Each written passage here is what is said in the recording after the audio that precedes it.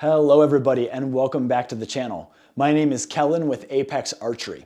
We are continuing our search for the best flagship 2024 longer axle-to-axle hunting bow, and today we are hands-on with the CORE SR from Bowtech.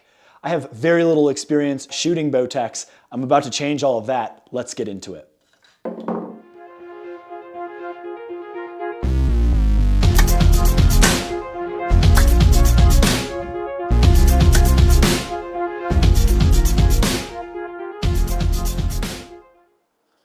Hello everyone and welcome again to another 2024 hunting bow review with Apex Archery. Again, I'm Kellen and I'm very excited because we have in hand today the CORE SR from Bowtech.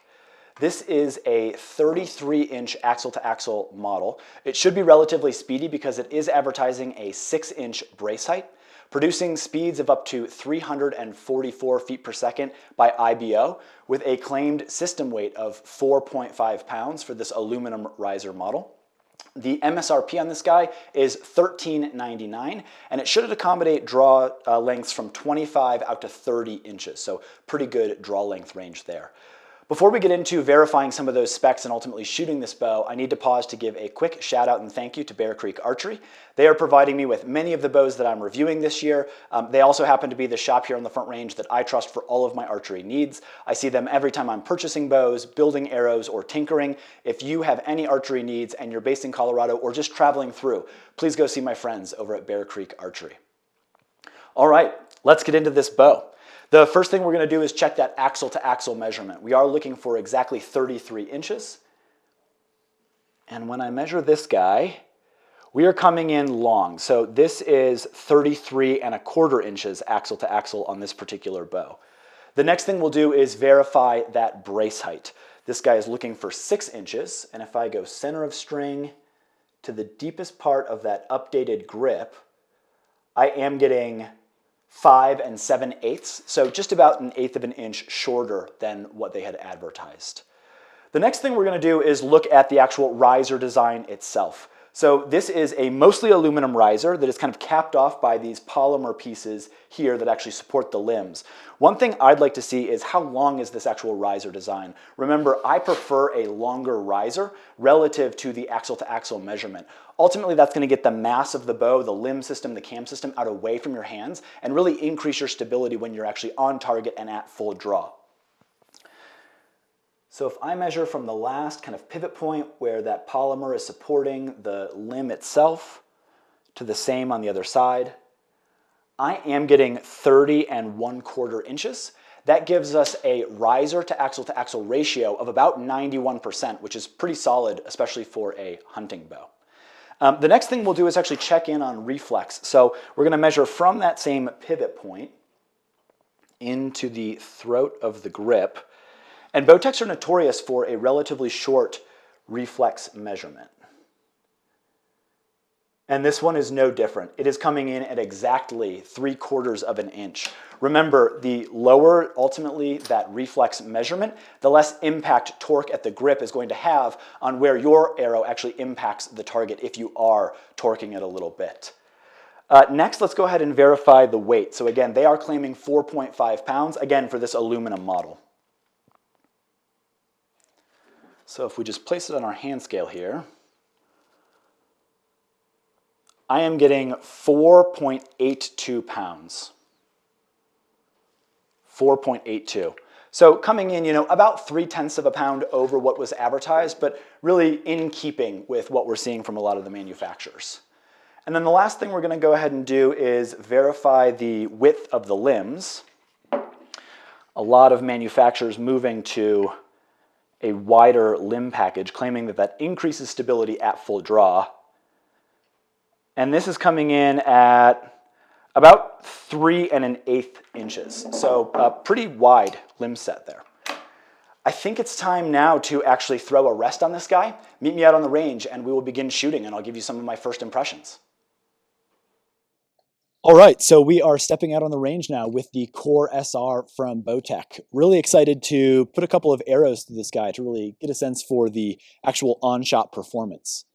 I am going to be shooting some 400 grain arrows that I typically use for 3D events. And I'll say I have very little experience actually shooting Bowtech, so you all are along for the ride as I really get to explore what it is that they have to offer.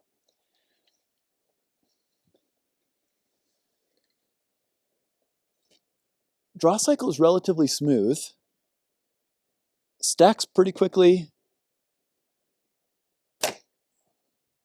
and then really kind of dumps off at the end there. I haven't actually measured this yet, but I suspect that we're probably 85 or 90% in terms of the let off that just comes from this when set to that 30 inches in comfort. One thing that was immediately noticeable, and I'll check for it again this time, I feel like I got a little bit of a forward surge in the riser. It reminds me almost a little bit of a target bow in terms of that feel in hand.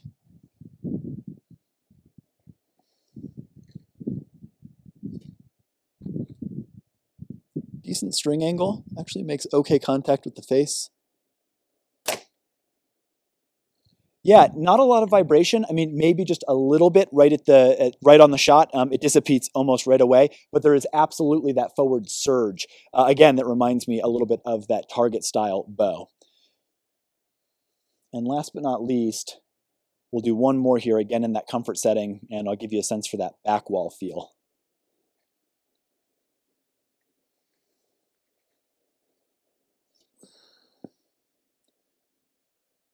And the back wall is totally solid. There's like no give at all.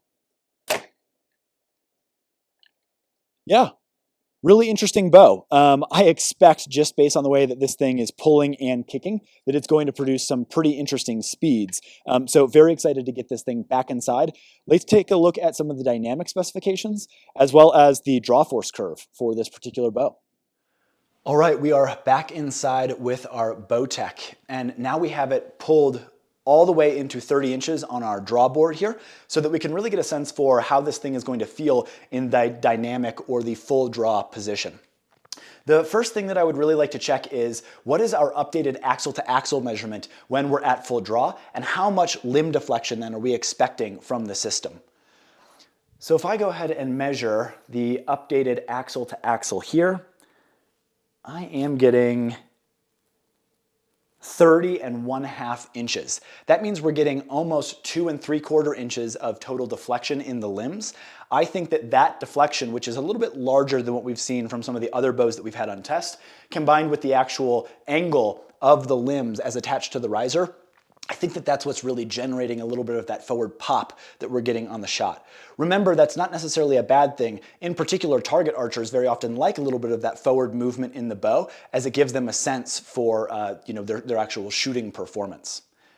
The next thing that we will measure is the string to string angle. I really want to see how this cam system is stacking and ultimately holding that string out away from those axles when we're at full draw. This is a pretty well supported string that actually kind of stays straight and really touches at nearly the top of this cam as far as what begins to create that string angle. So if I measure there,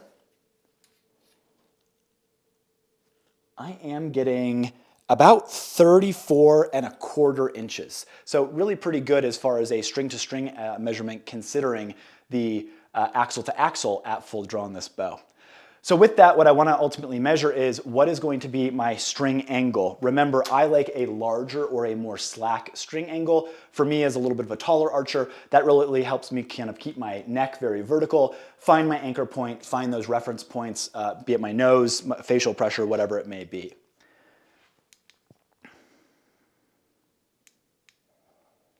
All right, so measuring from center of arrow to center of string, I am getting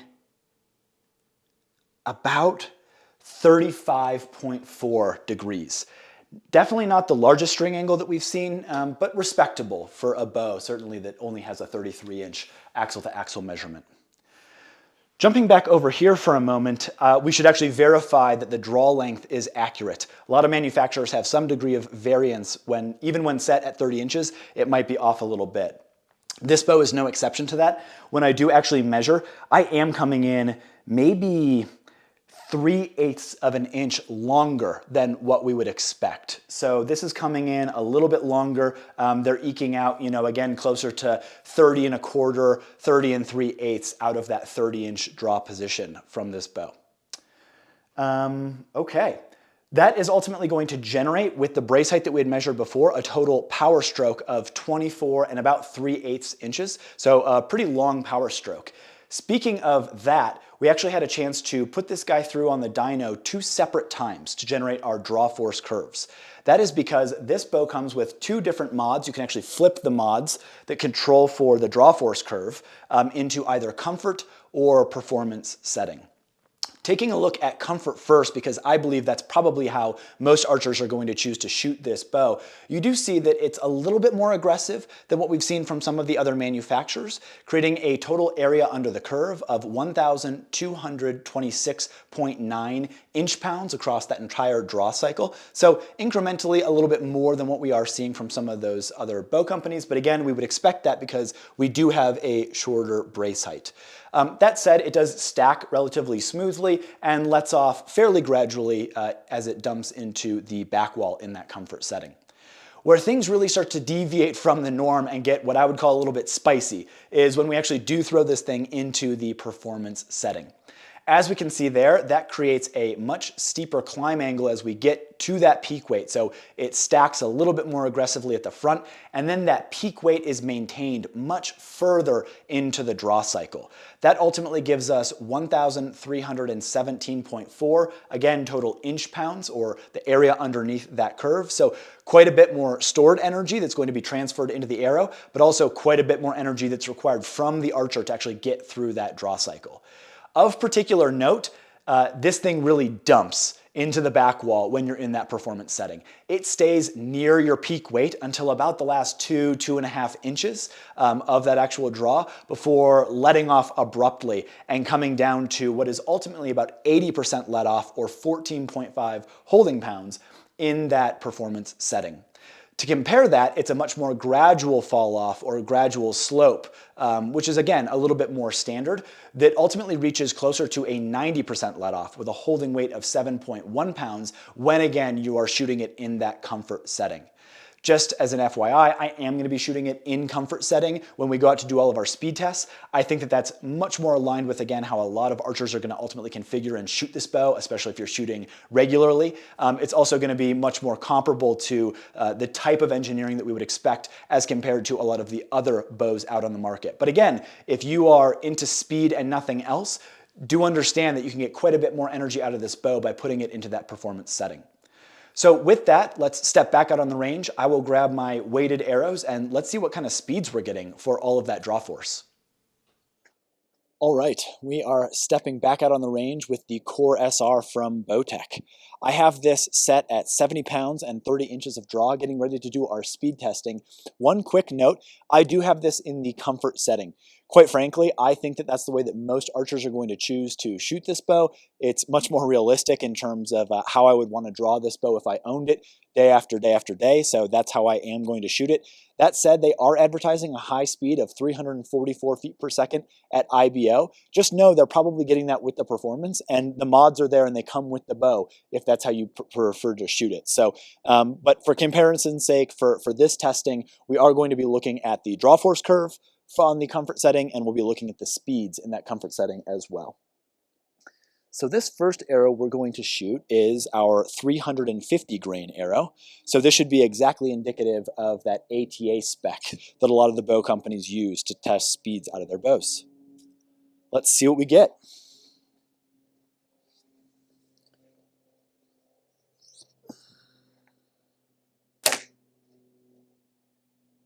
That coming in at 325.6 feet per second. Next up, we will use a 400 grain arrow. And again, all of these arrows are exactly 350, 400, and 450 grains. Let's see how that modifies the speed.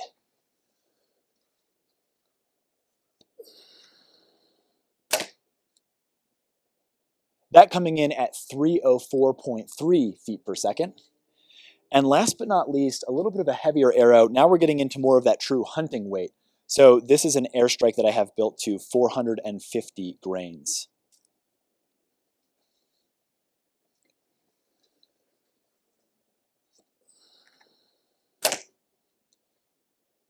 And that last one coming in at 287.1 feet per second. All things considered, pretty good speeds out of a longer 33-inch axle-to-axle bow with that 6-inch brace height. All right, we are back inside from getting a little bit of speed testing done out on the range with the CORE SR from Bowtech. We did come up with 325.6 feet per second. That said, and as always, we did have a chance to put several 350 grain arrows through this bow to, again, really get a sense of that ATA speed. We came up with an average of 326.9 feet per second. So really getting pretty close to that 327 number. Very impressive shooting performance from what is ultimately a pretty speedy bow from Bowtech this year. So again, this is really a wholesale evolution of the SR350 platform that we have seen in years past. That said, they are carrying over a lot of tunability and innovative features from their target lineup and into their hunting bows this year. This is available in 50, 60, and 70-pound peak draw weights by changing out the limbs or ordering it with the limbs that you find appropriate. And again, remember, you can use limb bolt turns to turn that peak weight down to about the tune of 10 pounds off of the peak weight coming from those limbs. One thing that Bowtech does that is really very cool is they actually include this set screw in the actual limb bolt itself. So once you do get this thing set and you find a peak weight that you enjoy, you can use that set screw to really kind of ratchet it down, locking that in place so you're not going to get any creep or change to those peak weights over time and with this bow.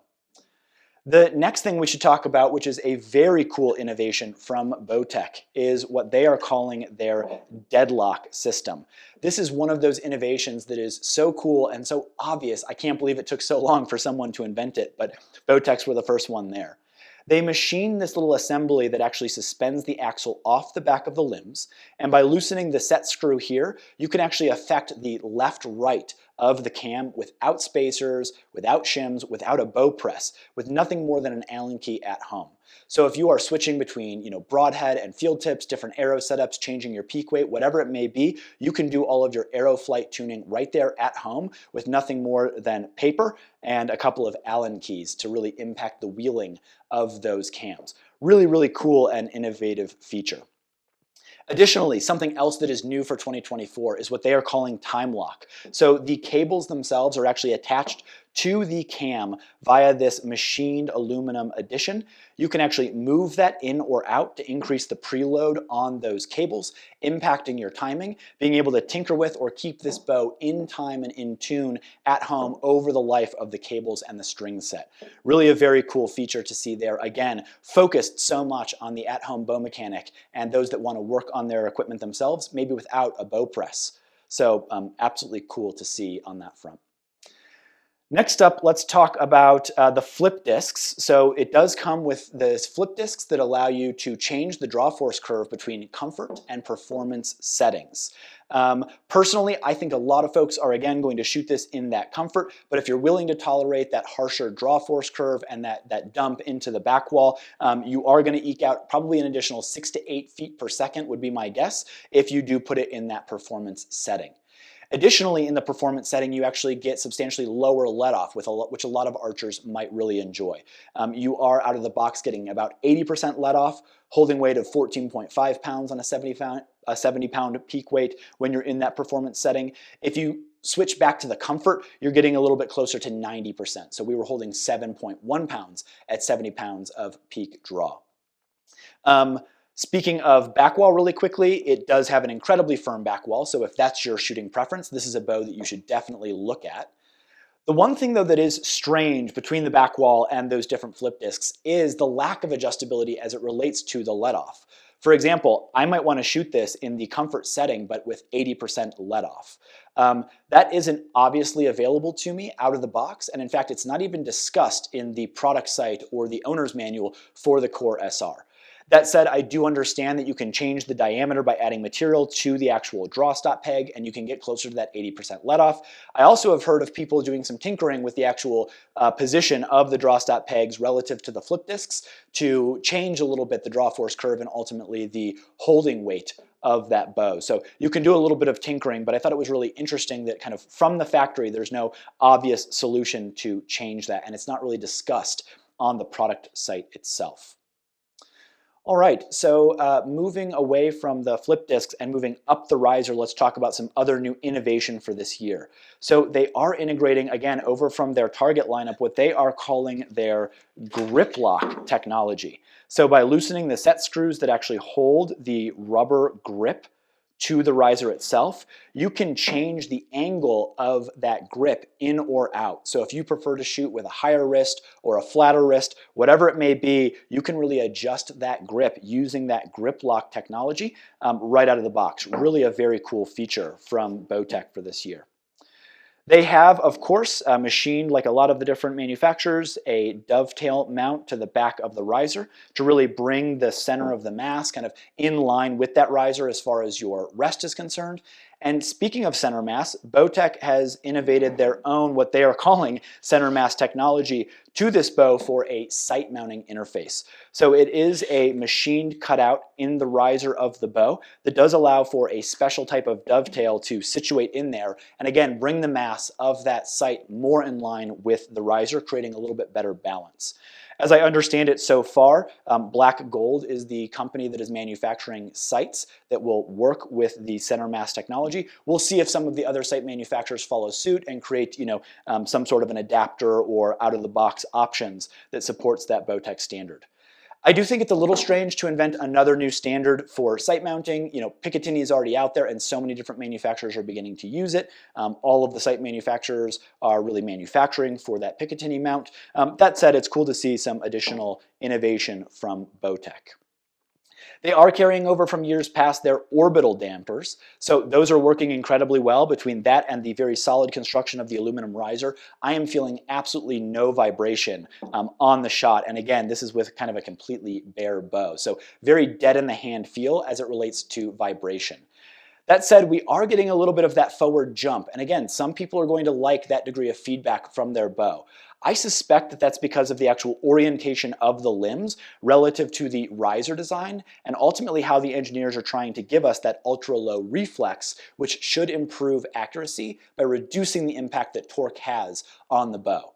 So by moving the limbs a little bit further forward into the system, they are still able to keep those peak weights and those speeds and give us that lower reflex measurement. Really pretty cool to see. And again, it does give us a little bit of that forward hop that we are feeling on that bow. Again, though, that's going to be lessened once you start to add additional weight to the system by way of your rest, your sight, your scope, stabilizers, and things like that. So it can also be tuned out a little bit by adding additional mass to the system itself. As it relates to noise, we stepped out on the range. As is always the case, we use 400 grain arrows, outdoor setting, and we have our decibel meter exactly 3 horizontal feet from the central shooting position of the bow itself on the shot. We got 79.7 decibels. So not the quietest bow that we've tested so far this year, but very much in keeping with what we're seeing from the rest of the industry. Last but not least, I should mention, we are not seeing any out-of-the-box stand options for kind of a set it on the ground and forget it from Bowtech. A lot of the other manufacturers that they might be competing with are focusing on some really innovative tech that allows you to set those bows down on the ground. Nothing from Bowtech. That said, there's no reason you can't do some of those aftermarket limb legs that you could attach and set it right on the cam and those 2 points of contact there. So that is the Core SR for Bowtech for 2024. This guy is MSRPing for $13.99, which I think is actually a very fair price given the overall shooting performance of this flagship bow from the folks over at Bowtech. As for who do I kind of think that this bow is for, I would say that this begins to index a little bit closer to that purebred kind of hunting bow. It does seem to prioritize speed above, all-out shooting comfort and performance. That said, it should be a very accurate platform because it does have a fairly generous riser length relative to that axle to axle, coming in at 91% on that ratio. It does also have that ultra-low reflex design built right into the grip and into that riser. If you liked this video, please tell your friends, pass it along to anybody that would find it valuable. Give us a like. Please subscribe to the channel. We are going to be continuing to bring you lots of bow reviews for our longer axle-to-axle 2024 flagship bows. Ultimately, soon we're going to release a video once we're done with all of those reviews where we summarize our findings and we award the first ever 2024 Apex Archery Bow of the Year. Stay tuned. See you on the next one.